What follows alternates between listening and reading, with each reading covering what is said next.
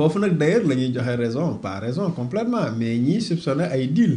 am na ñu naan bon est-ce que defuñu ko sax exprès non deal du àgg foofu. mais le pour fay opposition bi. parce que tey.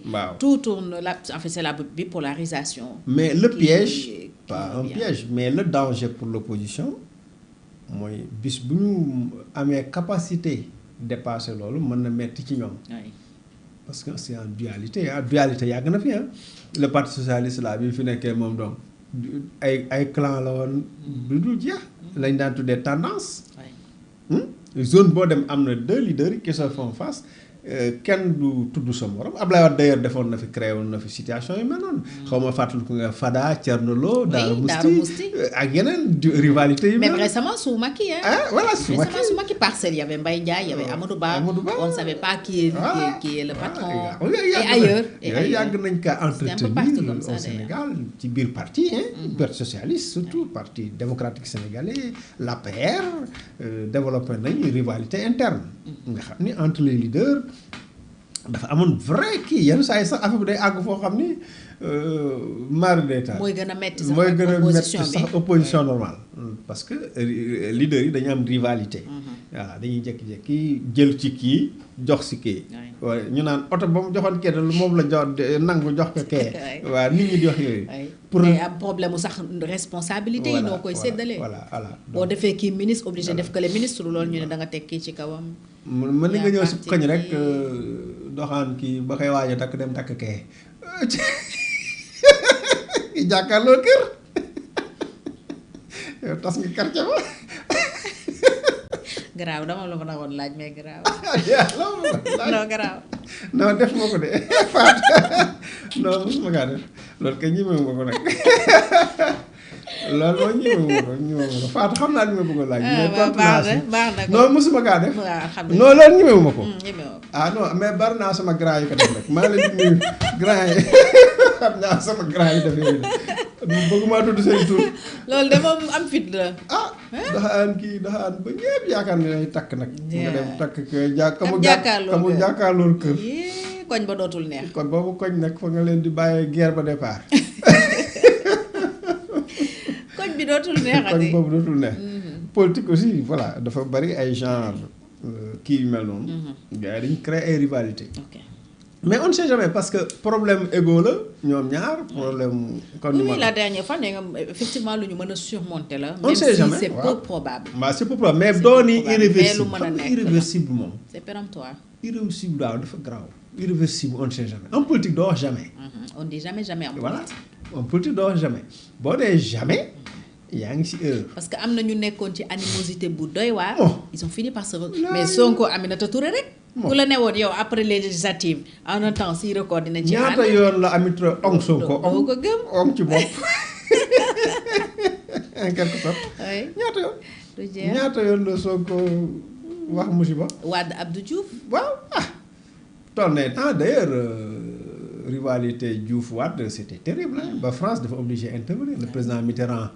toll na temps d'ailleurs bi Wade di dugg ci gouvernement bi c'est la médiation de la France après Wade dugg nekk ministre d'État alors que ñoom ñaata yoon la Abdou Diouf tëj Wade 1-2 mu jàpp Wade tëj ñu ne tëj ñu naan tëjati na ko de comme ni tëjati na ko oui xëy un jour waxtaan ñu toog conseil des ministres waaw ñu toog conseil des ministres waaw et cetera ils se respectent mais àddina noonu la donc ñun mënuñu wax irréversible dañuy wax rek ni tar na daal te yombul ñu dajawaat ndax tamit nag bu ñu fàttee dara ci mbër xam nga dafa benn secret bu ne ci mbër sa langue mooy problème bi yenn saa yi langue ga ñi nga àndal waaw du yow de waaye ñi nga àndal waaw mbër def na lu ne ngir langue gi mu àndal bañ leen décevoir ak aussi bañ leen ñàkk. waaw bañ leen ñàkk am na yoo xam ne boo ko defee ñu wala. mooy loolu.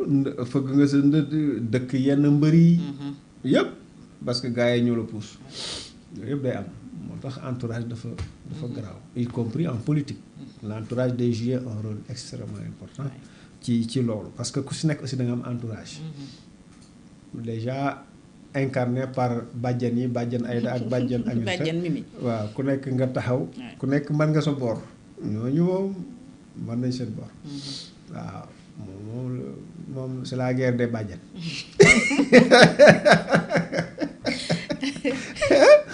Ah ku nekk da ngaa dem. ku nekk am nga sa bàjjen ku nekk da ngaa dem ba ñëw.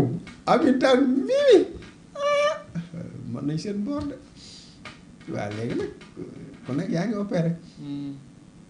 Donc on verra bien ce que ça va donner mais daal dajawaat bi du yomb au sens que nëbb nañ ko ba sonn maslaa nañ ko ba sonn jéem nañ ko ba sonn lax mu génn mu mujj génn comme rivalité bi génn na nag ce sera difficile à gérer. Il faut ñu assumer en attendant de voir mais bu élection ñëwee c'est terrible quoi man local yi je crains beaucoup les locales.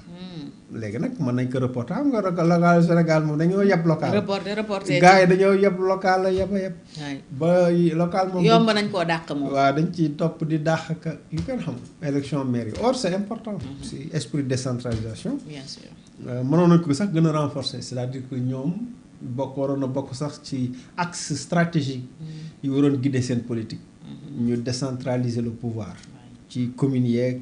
gën a responsabilité de l'administration locale gën leen a fullaal liggéey bi di nekk à la base ces fonds là ñu gën leen doter di ko contrôler nag bañ corruption bi quoi su dul loolu dañ koy takkee jabar ak ngénte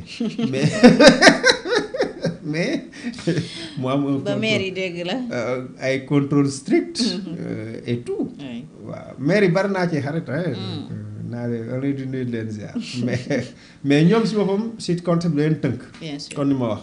n'est pas toujours libre. da ngay am ay nit da nga am ñoo àndal. bëgg nga leen ñu am dara bëgg nga leen soqali bëgg. donc il faut les aider ñoom aussi da nga leen war a dimbali contrôle boobu ngay contrôle day dimbali les maires. bien sûr. parce que dañ ne mënuma ci dara kat. lii kat. c'est verrouillé loi bi kat lii la wax nangam donc voilà je pense que loolu aussi da leen di. dimbale effectivement Assane noo jàngatee kàddu yi premier ministre Ousmane Sonko yëkkatiwaat keroog ci FMI bi muy wax ci waxu restructuration bi mu ne mënuñu ñu ko imposer accusé waat même le Fonds monétaire international ci seen responsabilité ci li ñu traversé parce que waxoon na ko mënu leen a ump li fi xew alors que ñu ngi yaakaar peut-être waxtaan yi jur Sénégal ak FMI mën a lëkkaloowaat ne serait-ce que pour le quitus que le Fonds monétaire représente investisseurs yi mën a ñëwaat mais aussi lépp bi gën a yomb ci Sénégal. waaw je pense que Sonko dafa jël au moment où son ministre des finances annoncé ni en 2026 dañu am accord fi la Sonko defaat sorteem bi également sur le FMI ça c'est le style Sonko quoi.